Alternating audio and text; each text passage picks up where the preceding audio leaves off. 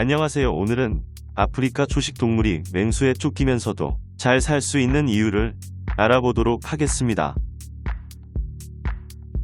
TV 프로 동물의 왕국을 보면 아프리카 초원에서 맹수들이 먹이 사냥을 하는 장면이 나오곤 하는데요. 여기 보면 한 무리의 얼룩말들이 사자에게 쫓기고 있습니다. 놀란 얼룩말들은 사자가 추격을 포기할 때까지 죽어라고 달립니다. 사자가 지나간 후에 위험이 지나가면 얼룩말들은 언제 그랬냐는 듯이 헐떡이던 숨을 고른 뒤에 다시 평화롭게 풀을 뜯지요. 이 위험과 평화의 시간이 공존하는 곳이 바로 동물의 세계입니다. 동물은 갑자기 낯선 적이 출현하거나 위협을 감지하였을 때 심리적 생리적으로 투쟁과 도피의 반응을 보입니다. 이 상황에 동물들은 위협에 맞서 싸우거나 도망칠 준비를 하며 그 상황에 맞게 몸을 최적화시킵니다. 이것은 자율신경계의 가속기 역할을 하는 교감신경계가 주도권을 잡아 근육을 긴장시키고 필요한 에너지를 총동원하게 되는데요.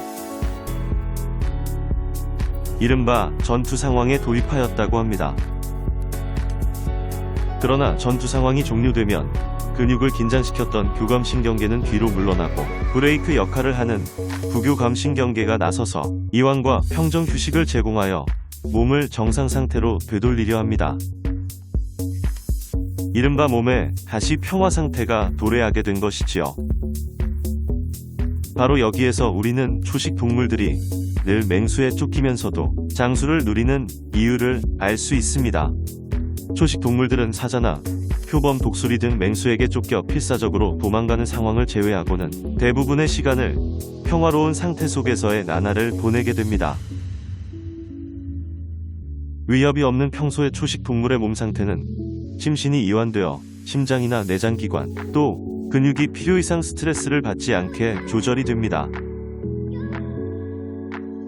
더구나 그들은 초식 동물이기 때문에 드넓은 사바나에서 먹이를 구하는데 어려움이 전혀 없어 식량을 구하는데 어려움을 겪지도 않지요.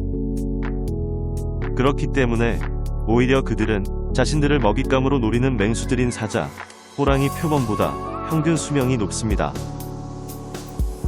아프리카 맹수 중에 왕사자의 평균 수명은 10에서 15년이고 표범은 20년이며 호랑이는 15년 정도인데 뒤에 얼룩말은 25년에서 35년이며 길이는 26년으로 맹수들보다 훨씬 긴 수명을 누리며 살고 있습니다. 또한 완전한 초식 동물은 아니지만 사자의 훌륭한 먹잇감인 코끼리는 무려 50년에서 70년까지 사는 장수 동물입니다. 여기서 맹수들과 초식 동물의 수명의 차이를 알 수 있는데요. 동물학자들은 맹수들의 경우 늘 먹잇감을 구하기 위해 부지런히 활동해야 하고 늙으면 먹이를 구하는 것이 어려워져 수명이 짧아지는 것에 반면 초식 동물은 한가하게 지내도 또 늙어도 어느 때나 먹이를 손쉽게 구할 수 있는 것이 장수의 큰 요인이라고 분석합니다. 여기서 신경생리학적으로 보면 맹수들은 평소에도 먹이를 찾기 위해 자율신경계의 가속기 역할을 하는 교감신경계가 작동해 긴장과 전투 모드인 때가 많은 반면에 초식 동물들은 브레이크 역할을 하는 부교감신경계가 작동해 이완과 평정 그리고 휴식 모드인 상태가 많은 것입니다. 결국 장수의 비결은 먹이, 쉽게 말해 식량과 함께 얼마큼 평소 긴장을 덜하고 평정한 상태로 있느냐에 좌우됩니다. 적당한 긴장은 육체에 활력을 주지만 과도한 긴장은 육체에 스트레스로 작용하여 어마어마한 큰 리스크로 작동하게 됩니다.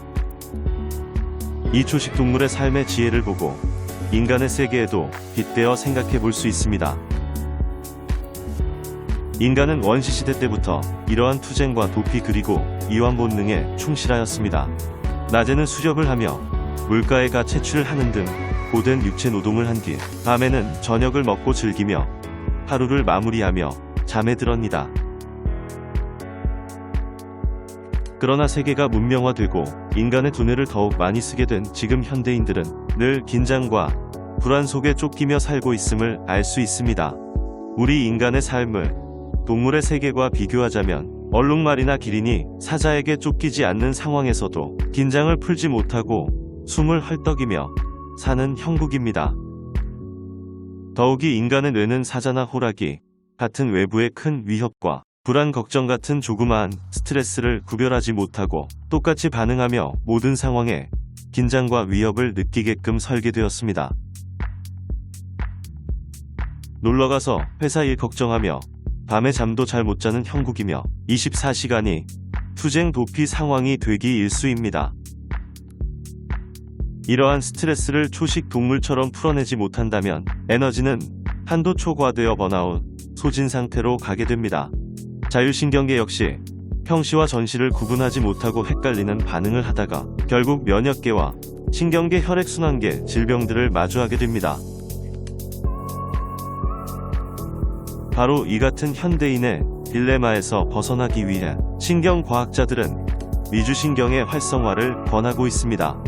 미주신경은 우리 몸 뇌 깊숙한 곳에서 시작해 심장을 거쳐 창자에까지 들어가는 가장 긴 신경 조직입니다.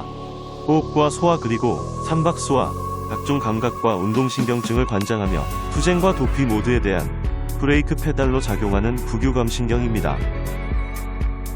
명상과 심호흡은 미주신경을 활성화시킴으로써 우리가 투쟁과 도피의 긴장 모드에서 벗어나게 해줍니다. 미주신경이 활성화될수록 인간의 본연적으로 빠져드는 불안에 대해 마음을 평온하게 만들어주고 상황을 객관적으로 판단할 수 있는 능력이 향상되도록 해줍니다. 여기까지 아프리카 초식 동물들이 맹수에 쫓기면서도 맹수보다 그리고 현재의 인간보다 더 잘 사는 이유에 대해 알아봤습니다. 구독과 좋아요를 하시어 좋은 정보를 찾아 들을 수 있도록 해주십시오. 여기까지 궁금증의 결TV였습니다.